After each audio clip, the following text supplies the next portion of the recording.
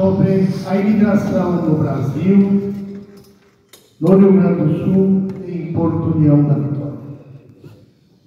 Os alemães já estão no Brasil desde a chegada de Pedro Álvares Cabral, em 1500. Acompanhavam a comitiva do descobrimento do Brasil uma pequena unidade militar de 35 arcabuzeiros, um astrônomo e um médico. Desde então, muitos alemães vieram trazidos por Portugal até o século XIX, quando se deu início à criação das colônias agrícolas. A imigração. O Império Brasileiro precisava urgentemente colonizar o Rio Grande do Sul, problemas de divisa entre Espanha e Portugal. Outra necessidade foi a de criar um exército brasileiro, pois com a independência do Brasil, Portugal retirou todos os militares que davam segurança ao Império. E também o mundo estava em campanha para acabar com a escravidão. E para o Brasil vinham em torno de 30 a 50 mil negros por ano, quando já havia a campanha contra a escravidão. Estas eram as necessidades, principalmente do Brasil. E por que os alemães queriam outro lugar para viver? Havia muitas doenças infecciosas na Europa, como varíola, cólera, tuberculose, peste bubônica e a própria gripe, né, que ainda assolava muita gente. E não tinha a penicilina, que só foi descoberta em 1928. Morriam milhares de pessoas. A higiene era precária, as ruas todas infestadas e abarrotadas de pessoas que não tinham o que fazer. Sequelas da sociedade e do exército prussiano por causa da monarquia napoleônica. As famílias eram muito numerosas, as terras foram sendo divididas até não ter como dividir mais, pois não dava sustento a uma família. Até ter sido baixado o decreto que as terras ficariam apenas com o filho mais velho. Os outros, literalmente, tinham que se virar. Essa era a lei. Não havia indústrias, portanto, não havia emprego. Foi aí que o Major Schaeffer aproveitou a oportunidade, trazendo esse pessoal ocioso e com lindas promessas para vir morar em um lugar que tudo se planta dá. A viagem era difícil para as famílias em navios transatlânticos, onde a maioria eram soldados e mercenários. Não respeitavam as mulheres, as crianças, apropriavam-se dos pertences e da alimentação.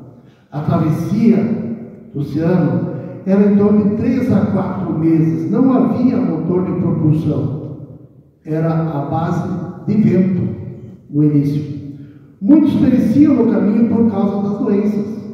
Hoje, a travessia do oceano é de 10 a 20 dias, não mais de 3 a 4 meses.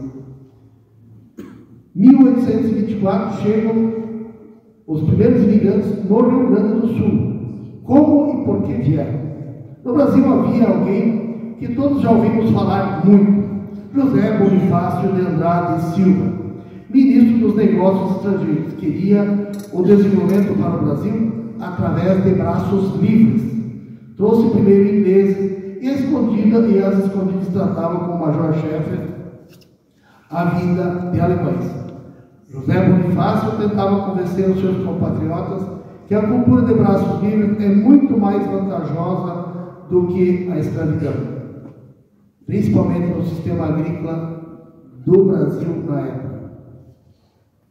Foram criados vários sistemas na tentativa de criar colônias, para principalmente trabalhar na agricultura. Tentativas no Rio de Janeiro, Espírito Santo, Bahia, criando colônias estrangeiras que não frutificaram.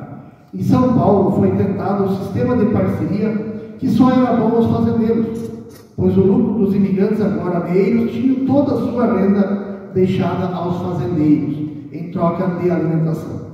Esse abuso com os imigrantes fez com que viesse ao Brasil, em 3 de novembro de 1859, o ministro do Comércio da Prússia, que emitiu um decreto conhecido como Restrit von der Heid, que retirava o Brasil de uma lista de países confiáveis. No Rio Grande do Sul, a tentativa de criar uma colônia agrícola teve início em 1816, com Dom Pedro I e José Bonifácio. Imperatriz Leopoldina não concordava há divergência, porque nós sabemos que ela é a mãe dos estrangeiros, mas explica o pesquisador que é porque ela falava a língua alemã, então era com quem eles podiam se comunicar. Em 1824 chegaram ao Rio de Janeiro, no transatlântico Ana Luísa, saído de Hamburgo, do Porto de Hamburgo, em abril, com mais de 300 pessoas, a maioria para o exército imperial, sendo em torno de 260 militares. Depois de uma rápida passagem na capital do Rio de Janeiro, para a inspeção, documentação e a famosa quarentena, foram despachados para Porto Alegre os colonos e alguns dispensados militares. Chegando em São Leopoldo, dia 25 de julho de 1824. Por isso que é comemorado essa data. Então ali começou a saga dos imigrantes do século XIX. Criaram muitas colônias de imigrantes alemães.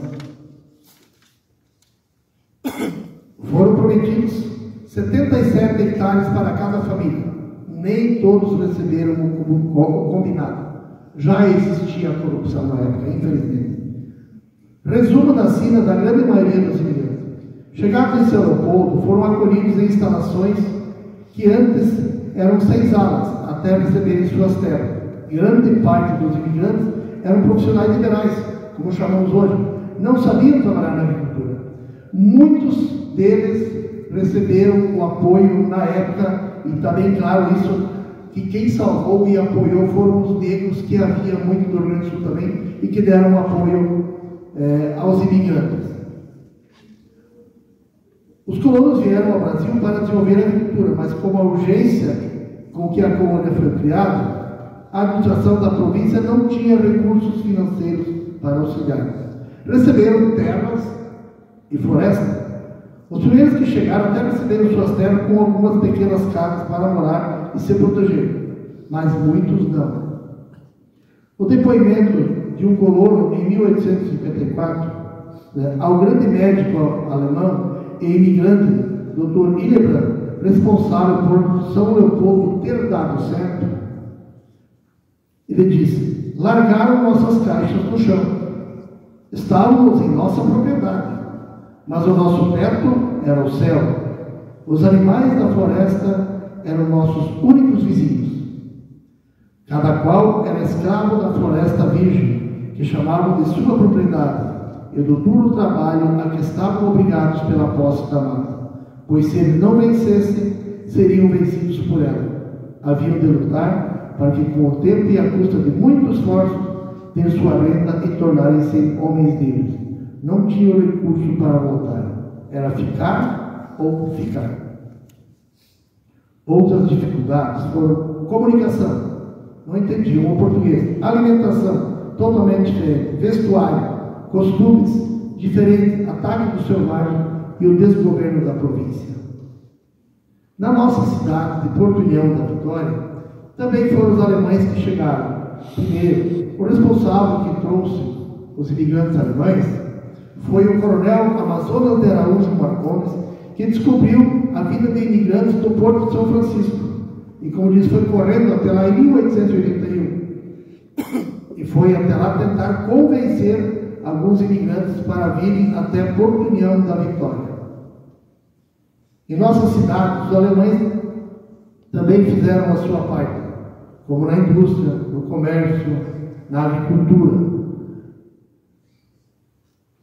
Podemos dar alguns exemplos sobre a imigração alemã aqui na cidade. Por exemplo, os primeiros padres que vieram para Porto União da Vitória, na época da Vitória, eram padres franciscanos de origem alemã.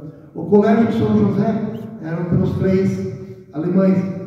O Colégio Santos Anjos, das freiras alemãs. O próprio Hospital São Brás foi fundado por um médico alemão. A escola alemã, onde nós temos hoje a Secretaria de Cultura ali, do lado do Banco do Brasil, ali era uma escola teuto-brasileira, uma escola alemã, onde tinha 116 alunos, na época, quando foi fechada, infelizmente foi fechada, em virtude da Grande Guerra, né?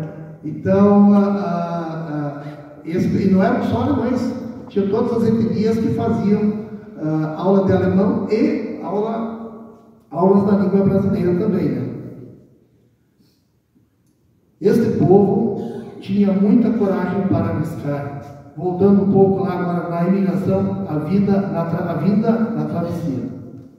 Por isso hoje acontece essa missa celebrada pelo Padre Mário Glade, né, para honrar e agradecer aos nossos antepassados.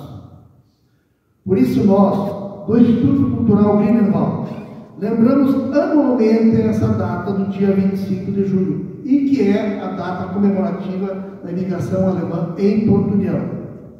Fazemos o resgate dos costumes, trajes típicos, pratos típicos, resgate das danças, do canto e da língua, para honrar nossos antepassados que deixaram este mundo melhor para nós.